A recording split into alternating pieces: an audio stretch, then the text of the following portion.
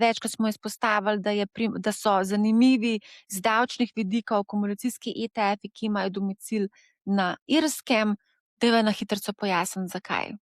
Ja, pri akumulacijskih ETF-ih je zadeva taka, da vi ne dobivate izplačanih dividend ali pa donosov sproti, ampak se nalagajo ponovno noter v sklad. Zdaj, lahko se nalagajo na način, da se viša točka sklada ali pa, da dobite dodatne enote sklada. In pri izplačilih donosov, iz katerih lahko dobite dodatne enote sklada, imajo določene države predpisan davčni odtegljaj.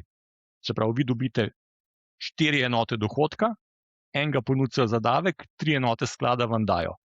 In ker je to zelo zakompliciran delati, so taki skladi običajno ustanovljeni v jurisdikcijah, ker tega odtegljaja ni, kjer vam lahko